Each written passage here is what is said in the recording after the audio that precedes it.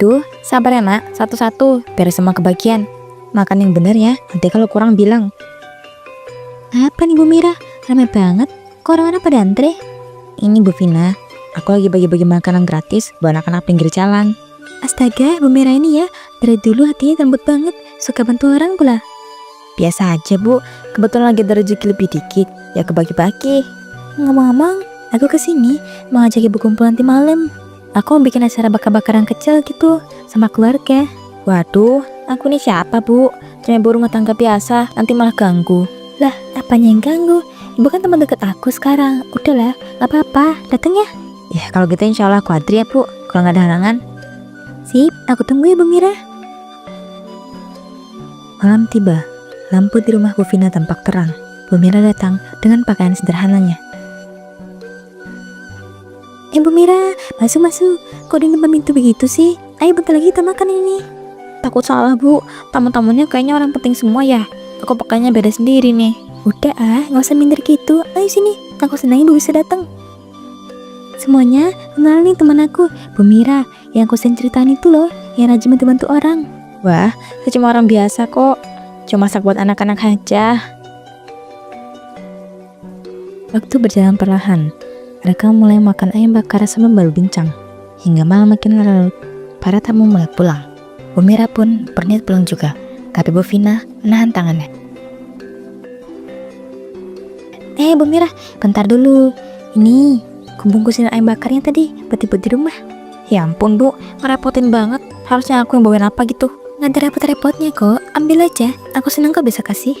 Makasih banyak ya Bu Vina. Hihi, sama-sama. Udah sana. Kapan-kapan kita cerita lagi ya. Iya Bu, makasih banyak. Sekali lagi, Assalamualaikum. Malam semakin sunyi. Di rumahnya, Bu Mira baru saja selesai mencuci muka dan berniat tidur. Namun tiba-tiba anaknya, Roy, muncul menghampirinya.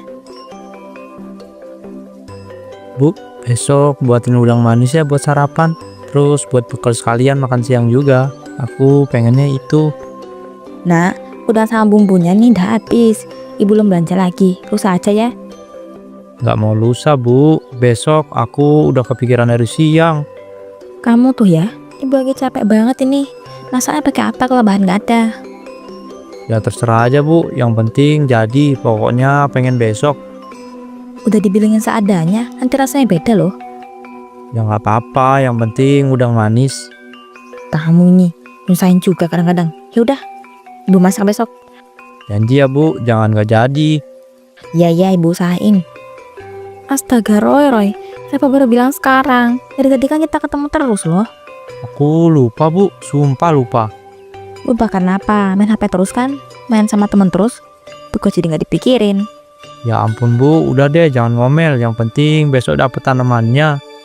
Kamu tuh bikin ibu tambah capek tau gak? Ya tapi beneran butuh Bu, jangan sampai aku dimarahin guru. Ya ibu cari besok pagi.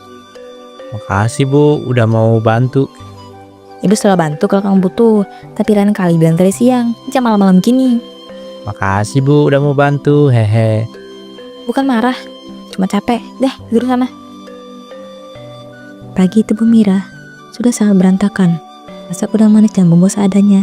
Lalu setelahnya memasukkan udang manis untuk kotak bakar Roy juga. Bu, udang manisnya udah jadi belum? Aku udah kelaparan dari tadi nih. Nih, ibu udah siapin. Masaknya buru-buru nih, tapi semoga enak ya. Ya ampun, ini aku mau banget.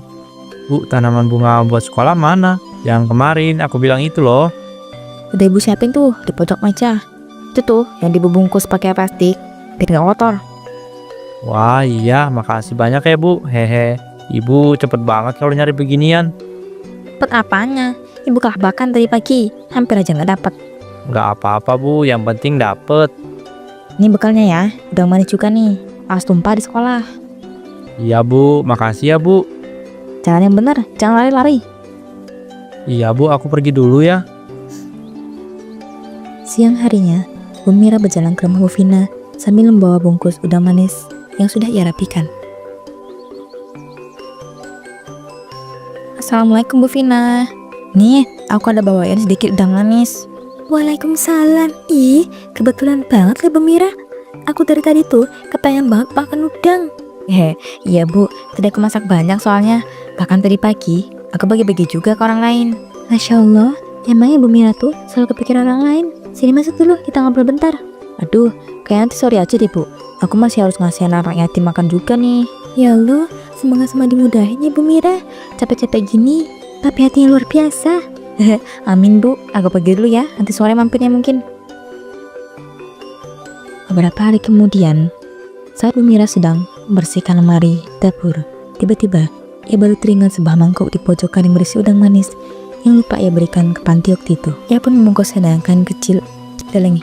Ia pun membungkusnya, lalu keluar menuju panti asuhan. Nampaknya di sana, Bu Ida, si pengurus panti, baru saja keluar. Ibu siapa ya? Soalnya saya kayaknya belum pernah lihat ibu kesini sebelumnya. Ada perlu apa? Saya Bu Mira, mau ngasih makan sedikit ibu. Soalnya kemarin masak kebanyakan, daripada kebuang sia-sia, mending saya bagi ke sini. Ampun Ibu Mira, baik hati ya ibu nih. Jarang ada yang ngasih makanan kayak gini ke kita. Apalagi udang, kan lumayan mahal. Gak juga bu, daripada saya simpan terus malah rusak ntar ini. Mending anak-anak aja yang makan, kan lebih bermanfaat. Banget bu, saya ucapin terima kasih banyak ya. Anak-anak pasti seneng ini. Tadi saya baru aja mikir mau masak apa buat sore. Alhamdulillah kalau bisa kepake. Maaf saya nggak bisa lama-lama ibu. Saling bagi-bagi juga tempat lain hari ini. Ya Bu Mira, gak apa-apa. Semoga semua urusannya lancar ya bu. Amin, makasih banyak bu. Saya pamit dulu ya. Keesokan harinya, saat Bu Mira sedang lipat baju Roy, tiba-tiba dia mengetuk pintu. Bu Vina, ada apa? Ayo ikut aku ke balai desa. Soalnya ada urusan administrasi nih. Terus butuh temen ngobrol nih, biar gak bosan sendiri. Balai desa bu.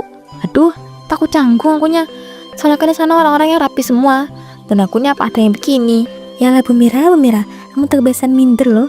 Padahal gak ada yang salah sama kamu. Kamu kan teman deketku, jadi ikut aja. Tapi bu, takutnya malah gak nyambung di sana. Terus nanti orang-orang mikir aku siapa gitu. Udah gak usah dipikirin. Aku ajak kamu karena aku nyaman ngobrol sama kamu. Jadi sekarang, ayo ganti baju. Tapi aku siap-siap lama loh bu. Takutnya Bu Vina bosan nunggu. Tenang, aku gak buru-buru kok. Tungguin nanti. Kamu siap-siapnya pelan-pelan gak apa-apa. Yakin ibu? Iya, santai aja. Yaudah, aku masuk dulu ya. Yaudah. Bu, aduh, bingung sendiri aku nih. Bajunya rasanya gak ada yang cocok. Ih, yang penting kamu nyaman dipakainya. Udah pilih salah satu aja yang paling kamu suka. Oke bu, ini aku udah nemu nih. Tuh kan, gue bilang juga apa, pasti bisa. Maaf ya Bu lama, ini aku udah siap dan semoga gak kelihatan norak ya. Enggak kok, malah kelihatan rapi. Cocok buat jalan ke balai desa. Kamu cantik kok. Makasih ya Bu udah ngajak dan nungguin. Sama-sama, ya sekarang berangkat yuk. Yuk.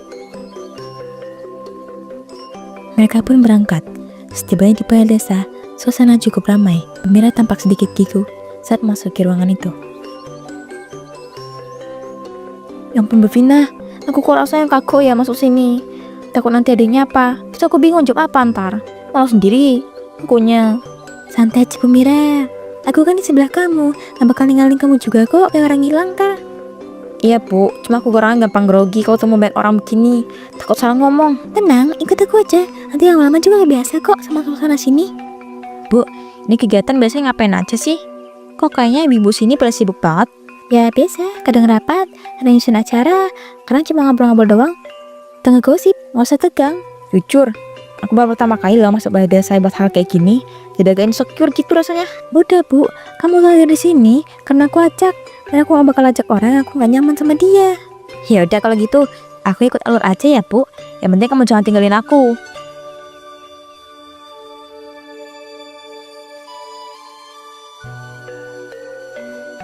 Aku tuh ya Bu, kalau makan tempat begini suka bingung milih menu.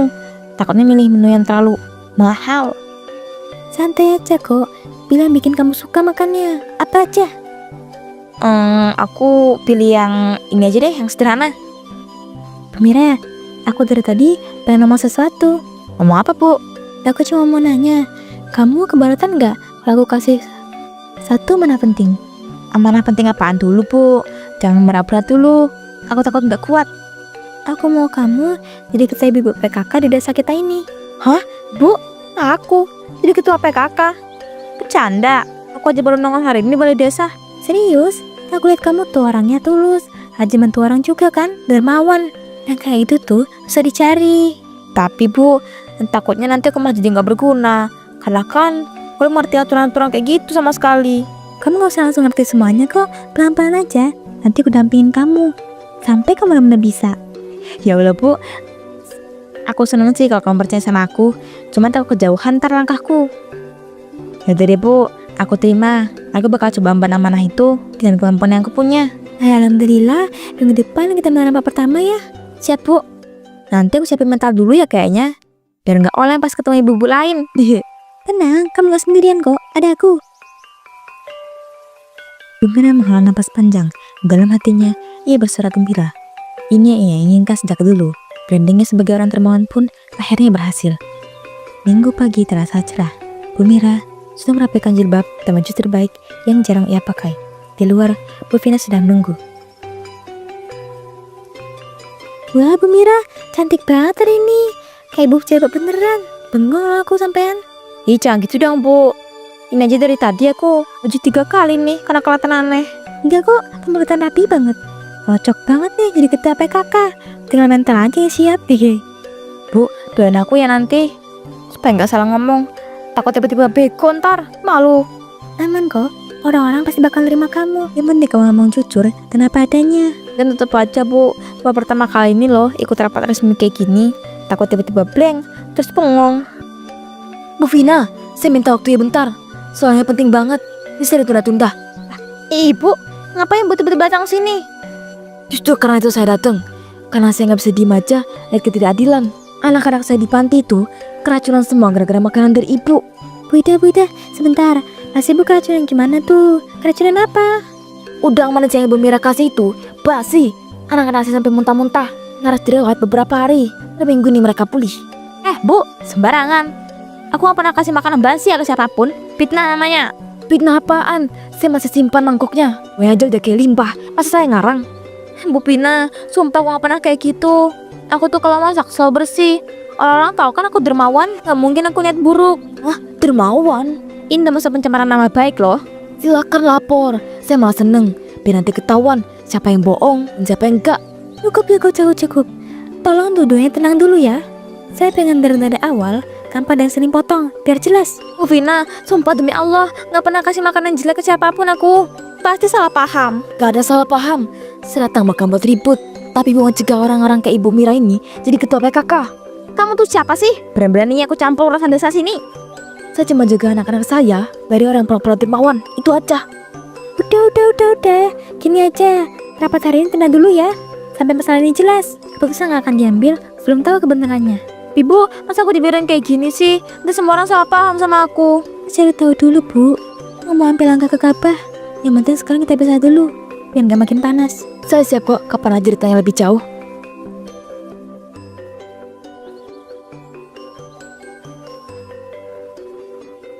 Oh, gimana nih kalau besok Bu Ida beneran datang bawa bukti? Malu aku. Orang-orang pasti bakal ngecap aku pembohong. Aku gak bisa diem aja. Kalau besok ada yang nyari aku, mending aku kabur dulu lah.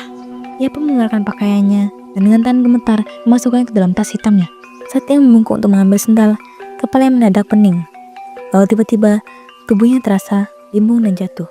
Dalam hitungan detik, ia tumbang ke lantai. Pikirannya terseret ke sebuah tempat asing dalam alam bawah sadar. Di sana, ia berdiri di tengah ruangan yang dipenuhi mangkuk-mangkuk berisi makanan. Namun, semua makanan itu basi, berjamur, dan baunya menyengat, serta bergerak seperti hidup. Mira terbangun dengan napas terengah. Ternyata hari sudah pagi. Ia menyentuh wajahnya yang basah oleh air mata. Dengan tubuh lemas, ia berdiri perlahan dengan mengambil mukena, lalu mentangin di atas jadah. Ia pun melaksanakan salat taubat. Tangannya pecah di setiap sujud. Hari itu, Mira memutuskan tidak kabur dan memilih menghadapi semuanya karena ia tahu ia harus mengakui kesalahannya.